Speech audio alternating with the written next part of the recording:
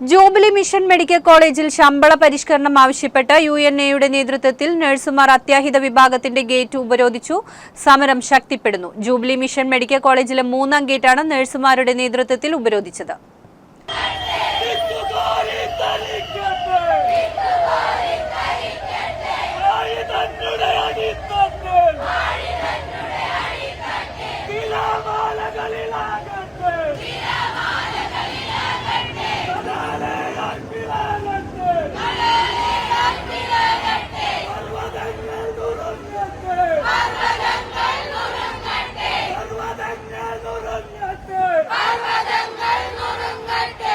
രാപ്പകൽ സമരം വരും ദിവസങ്ങളിൽ കൂടുതൽ ശക്തമാക്കുമെന്ന് UNA നേതൃത്വം അറിയിച്ചു. മാർച്ച് മുതൽ ആരംഭിച്ച സമരം 140 ദിവസങ്ങൾ പിന്നിട്ടിട്ടും ഫലം കാണാതെ വന്നതിനാലാണ് സമരം ശക്തമാക്കിയത്. ആരോഗ്യമന്ത്രി ഇടപെട്ടിട്ടും ജൂബിലി മിഷൻ അധികൃതരിൽ നിന്നും അനുകൂല നിലപാടുണ്ടായില്ലെന്ന് UNA ചൂണ്ടിക്കാട്ടി.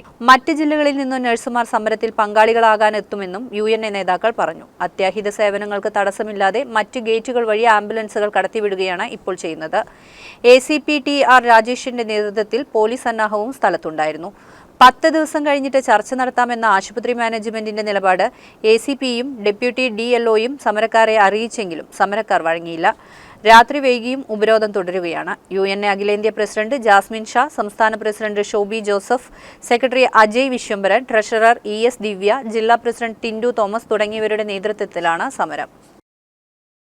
Dileep Sarkis study abroad PhD നിങ്ങൾക്ക് ഇനി വിദേശത്തും ചെയ്യാം. Europe is the hope.